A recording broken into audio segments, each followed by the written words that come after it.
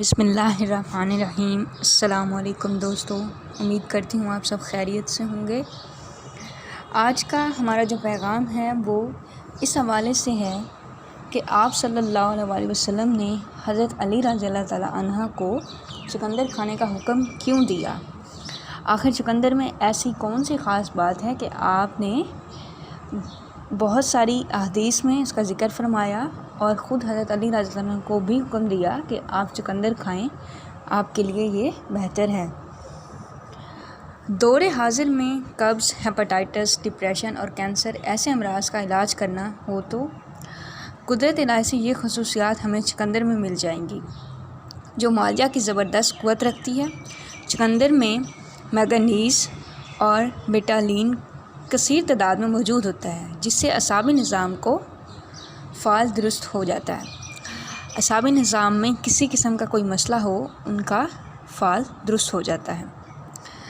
چقندر کو لال رنگ دینے والے اجزاء بیٹالین اور وٹامن سی قوت مدافعت میں اضافہ کرتے ہیں اور بیماریوں سے بچنے میں کردار ادا کرتے ہیں۔ تحقیق کے مطابق یہ کینسر سیلز کو جنم لینے سے بھی روکتے ہیں۔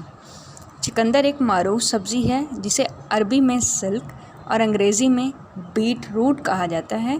اللہ کے رسول صلی اللہ علیہ وسلم نے چقندر کو صحت کے لیے انتہائی مفید قرار دیا اور صحابہ کرام رضی اللہ تعالیٰ عنہ اس کے طبی فوائد کی بنا پر اس کو شوق سے کھاتے۔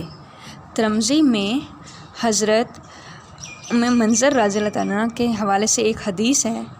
ایک بار رسول اللہ صلی اللہ علیہ وسلم حضرت منظر رضی اللہ عنہ کے گھر تشریف لے گئے۔ حضرت علی رضی اللہ تعالیٰ عنہ آپ صلی اللہ علیہ وسلم کے ہمراہ تھے۔ اس وقت گھر میں کھجور کے خوشے لٹک رہے تھے۔ سرکار دو عالم حضرت محمد صلی اللہ علیہ وسلم نے ان کھجوروں میں سے تناول فرمایا تو حضرت علی رضی اللہ تعالیٰ عنہ بھی کھانے لگے۔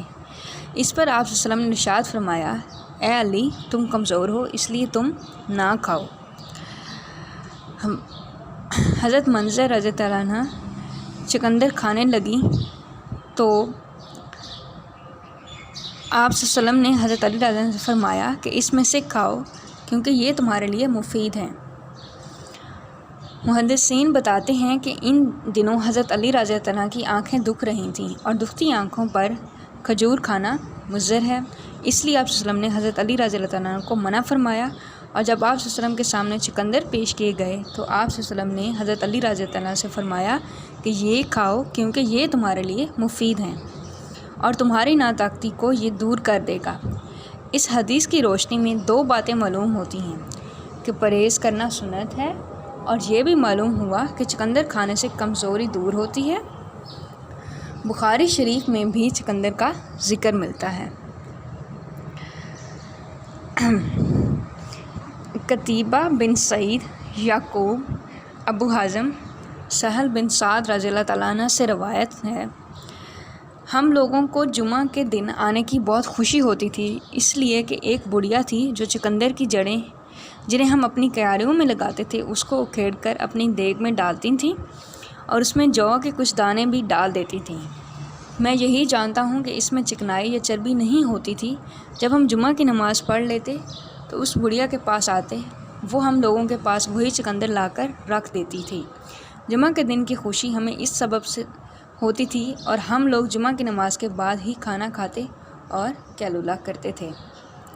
اتباع کہتے ہیں کہ چقندر کھانا ہضم کرتے ہیں اور ریشہ کے لیے مفید اور بلغم خارج کرتی ہے۔ چقندر کا مزاج پہلے درجہ میں گرم خشک ہے، یہ مواد تحلیل کرتی اور سدے کھولتی ہے۔ چقندر کی 4 معروف اقسام ہیں، ان میں سے سفید چقندر کا پانی جگر کی بیماریوں میں اچھے اثرات رکھتا ہے۔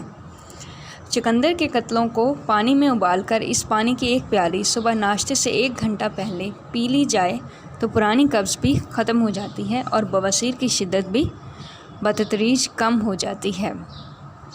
امید کرتی ہوں دوستو آپ کو ہمارا آج کا یہ پیغام پسند آیا ہوگا۔ آپ صلی اللہ علیہ وسلم نے زندگی میں جن چیزوں کے بارے میں حکم دیا کہ ان کو کھانا چاہیے، اس میں کوئی شک نہیں ہے کہ ان چیزوں میں بے شمار فائدے ہیں اور انسان کی صحت کے لیے وہ بہت مفید ہیں، امید کرتی ہوں آپ کو ہمارا یہ پیغام پسند آیا ہوگا. اگر آپ کو یہ پیغام پسند آیا ہماری ویڈیو کو لائک کیجیے، چینل کو سبسکرائب کیجیے اور صدقہ جاریہ کی نیت سے اس پیغام کو آگے پھیلائیے. بہت شکریہ دوستو. اللہ حافظ.